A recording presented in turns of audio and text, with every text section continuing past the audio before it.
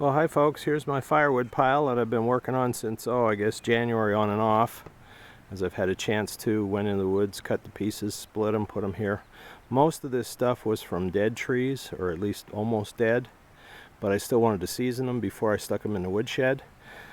So somebody had done a video that said, look, you don't need to worry about the rain getting on them because the rain will just dry off when the rain stops. The important thing is to make sure that they're not laying on the ground so that they draw moisture from the ground. So underneath this pile are pallets.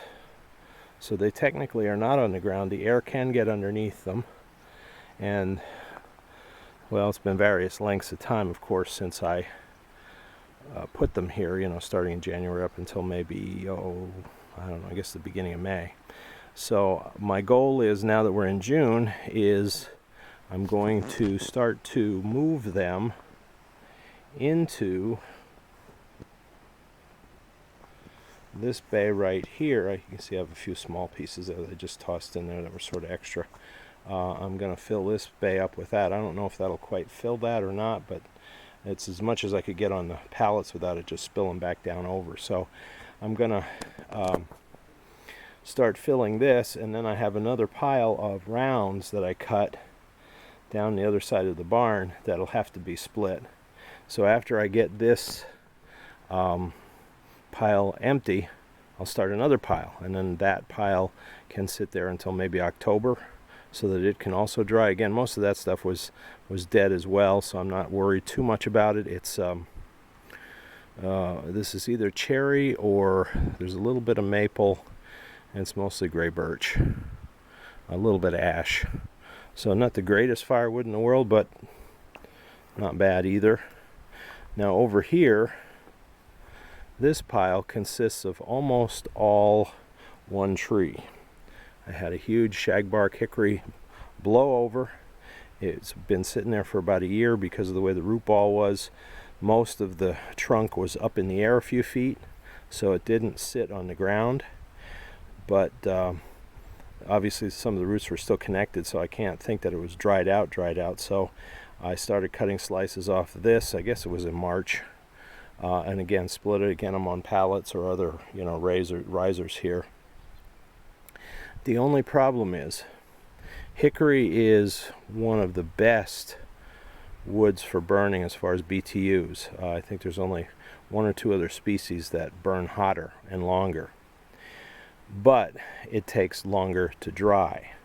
Like oak, I've got to give this 2 years, believe it or not. So this is going to sit here. Like I said, I started, maybe it was in March or so. It's going to sit here through the winter, through the summer, through the fall, through the winter, and then maybe next spring I can start to move it into the shed for the following year. I don't know, we'll see how it goes. This shagbark hickory is miserable to split. You can see how fibrous the wood grains are, and it doesn't cleave real easy. You can't really hand split hickory. That's one of those woods that I wouldn't attempt to hand split because it's miserable to do. But the splitter handled it. Took a little longer perhaps, but this is also drying out, and it can just sit here. Like I said, the rain will be on it, the snow might be on it, but it'll all drip off, fall off, and it'll dry again. Again, it's not on the ground, so it's not absorbing moisture from the ground, the dampness from the ground. Air can get underneath, and the way I have it stacked here, this is the other thing that was recommended to me. Don't stack it like you would in the shed, where you've got nice, neat, tight rows, because you want surface area for the air to work around the pieces so that it can dry. If it's stacked too tightly, the ends will dry, but in the middle there's no air can get in. So that's why I just kind of have it thrown here.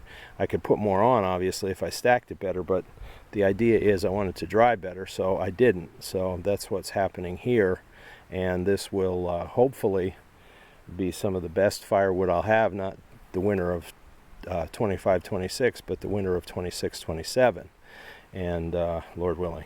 And it will help. I know I had some hickory from this past year that was in this one shed.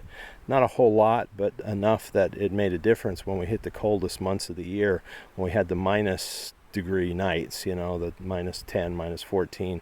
the hickory really helped to keep the house warm, and it burned nice and long. So if you can get your hands on shagbark hickory, if you can't get a hold of red oak or white oak, this works even better. Oak works wonderful too, but this works even better. I can't remember, I want to say, I don't remember what the top two burning, was it a black? I don't remember, because I know I don't have any in my wood, so I wasn't worried about it too much. So this is the best I'm going to do with the wood that I have, so I'm happy with it. So just wanted to show you both of these piles and the plan for them. Again, if you're new to starting to do this, you don't want to burn wet wood. You always want seasoned hardwoods. You don't want pine or spruce or any of that kind of stuff. I know some people say you can, but I wouldn't chance it because of the creosote buildup. I've been burning now for, well, with my current setup, I've been burning for, is it 12 years here? And haven't had any problems with blockages because of too much creosote or what have you. So that's the goal, to have nice, clean burning wood. You still have to clean your chimneys. I've done other videos on those. But the goal is to have the best quality wood you can get. And again, I'm not taking something that would have been a good harvestable tree because it had blown over. The roots just didn't hold the soil. There's a very rocky soil, and when the ground gets wet and we get wind, if you have a top-heavy tree that has a pretty good-sized canopy, there's a lot of pressure on to tip it over, and that's exactly what happened.